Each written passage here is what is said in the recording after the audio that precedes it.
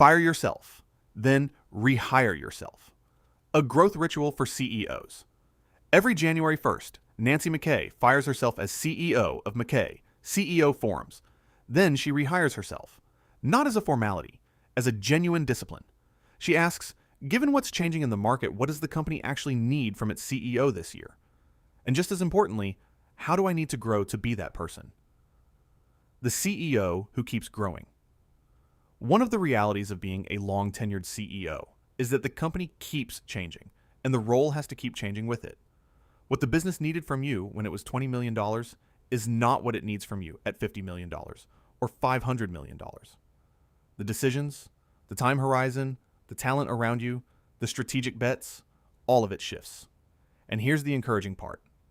In my experience, most founder CEOs can grow their company as large as they want to take it, as long as they keep evolving alongside it. You rarely need a different CEO. You almost always just need to become a better version of the one you already are. The only real trap is standing still, continuing to solve the problems you've always solved, running the meetings you've always run, working on the horizon that used to be exactly right. None of that is a failing. It's the pull of what once worked. The antidote is a habit of honest reflection. What the rehire question actually does, Nancy's January ritual, is powerful because it forces an honest conversation with yourself before the year gets going. She's really asking three things. What does the market need from this company right now? Not what we've always done, but what the opportunity actually requires. What does the company need from its CEO to capture that? Different stage, different skills, different time allocation. How do I need to grow to be that CEO? What do I build? What do I let go of? What do I hand to someone else? That third question is the hardest one any leader can ask, and it's completely human to want to skip it. Our identity is wrapped up in the role. Asking it takes real courage, but the very best leaders I know, including ones I've watched, take companies from $30 million to $300 million. Build the courage to ask it every year, and to answer it honestly. What I notice in planning sessions, I see this in strategic planning sessions all the time. We do an honest audit of where the company is, where it wants to go, and what it needs, and very often there's a gap between where the business is heading and where the CEO is spending their time. That's not a knock on the CEO. It's one of the most natural things in growth.